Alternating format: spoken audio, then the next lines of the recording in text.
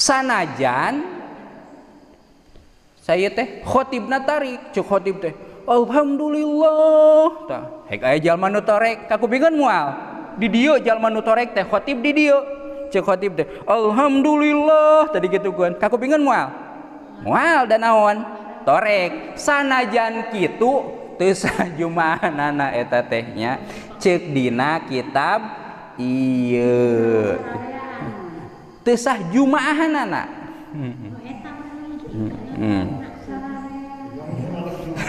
ngamadaratkeun berarti nya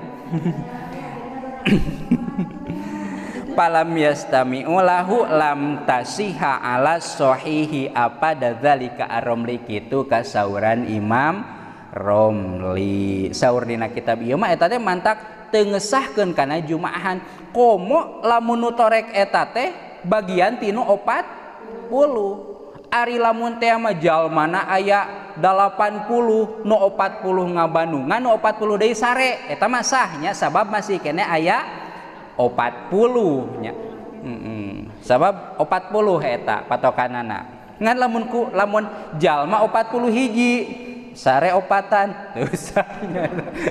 teu sah sabab nya sare mah da moal ka kuping atunya boro-boro khutbah dihitutan keterangan makan da sare teh nya ilang akal jadi qalahu Sulaiman al-Jamal naqlan anil Halbi titik far'un lau khotoba sahsun wa aroda ayyuqaddima sahsun ghairahu liyusalliya bil qaumi fasartuhu ayyakuna miman sami'al khutbata wa ayyan wiyal jum'ata in kana minal arba'ina wa illa bi angkana zaidan alal arba'in fala yustaratu alaihi niyatul jum'ati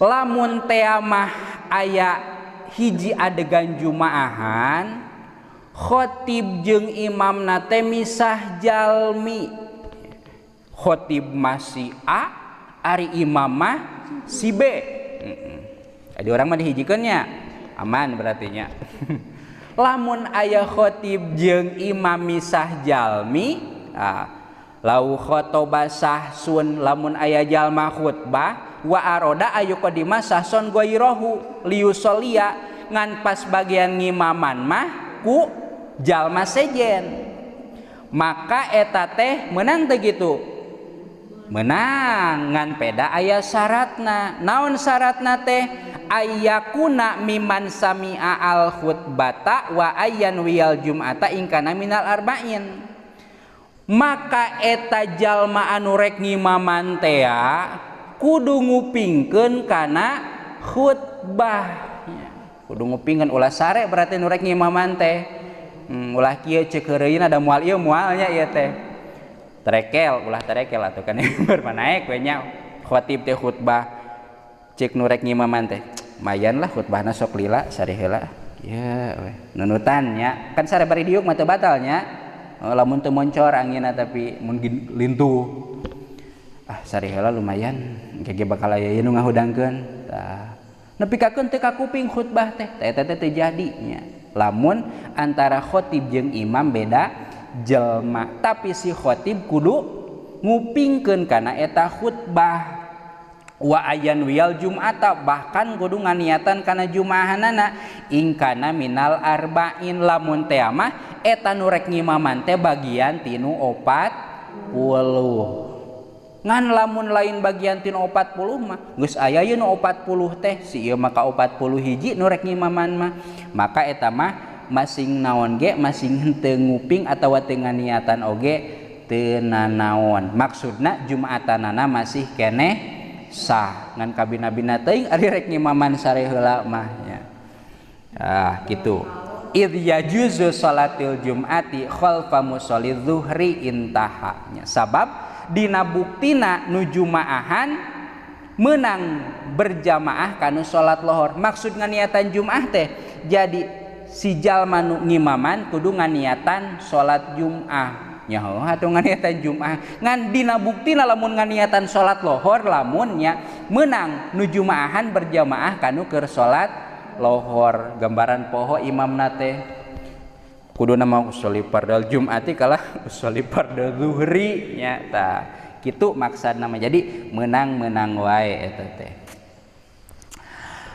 Ulah nyieun hese-hese nya kira-kira teu pimadarateun mah tos we khatibna eta imamna oge eta nya. Ulah digunta-ganti. Lumayan cenah amplopna 2. Khatib ku bapana, imam ku anakna nya daripada kabatur contona ya. Terus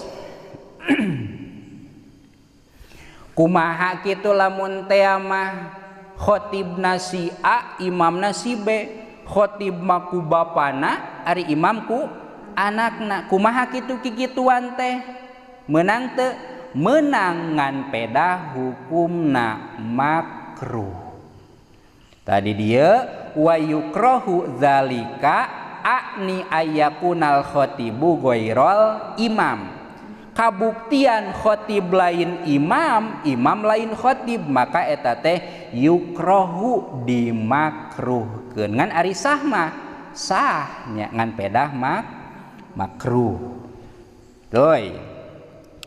Wasalisu tilu antu sholat jamaatan bihi, sholat Jum'ah teh kudu diberjamaahkeun jeung 40 teh. Kumaha lamun sorangan? Urang mah sholat Jumat teh sorangan we di imah. Palatasihu puroda. Teu sah sholat Jum'ah bari namun parid nya, tapi kudu berjamaah. Sanajan berjamaah eta beda-beda ngan saur Imam Syafi'i mah 40. Aya madhab sanes anu cekap ku opatan. Ngan pedah eta mah dengan syarat-syarat tertentu. Hiji, jumaahanana kudu di tengah-tengah kota, di perkotaan.